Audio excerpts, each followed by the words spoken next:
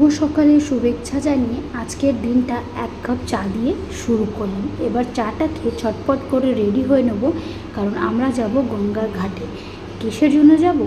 যাব হচ্ছে আমার শাশুড়ি মায়ের জন্য একটা পুজো দিতে আছে, সেই পুজোটা করার জন্যই বেনারসে আর কি আসা। তো ঝটপট করে আমরা রেডি হয়ে নিয়েছি, আমি, মাসি, দাদা ভাই আর আমার মেয়ে। ঝটপট করে রেডি হয়ে আমরা কিন্তু বেরিয়ে পড়লাম। আর যেহেতু আমি ফার্স্ট টাইম এসেছি বেনারস, তো সব কিছু দেখতে বেশ ভালোই লাগছে। আর দেখছো এটা কিসের লাইন বলো তো? এই লাইনটা হলো, আজকে ছিল স্নান করার লাস্ট দিন।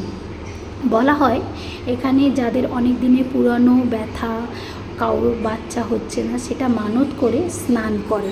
তো সেটাই দেখতে দেখতে পৌঁছে গেলাম বেনারসের গলিতে।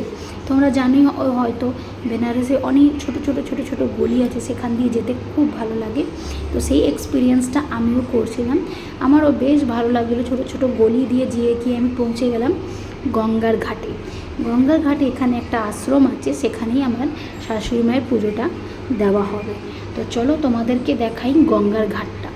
গঙ্গার ঘাট তো দেখাই যাচ্ছে না বন্ধুরা, কি বলবো, এত জল বেড়ে গেছে যে গঙ্গার ঘাট দেখা যাচ্ছে না। দেখো কত জল আছে, আর সব নৌকো কিন্তু বন্ধ করে দেওয়া হয়েছে, যেহেতু জল বেড়ে গেছে। এই জলটা তোমার পুজো অবধি থাকবে, পুজোর পর আবার নেমে যাবে, তখন থেকে আবার তোমার নৌকো চলা শুরু হবে।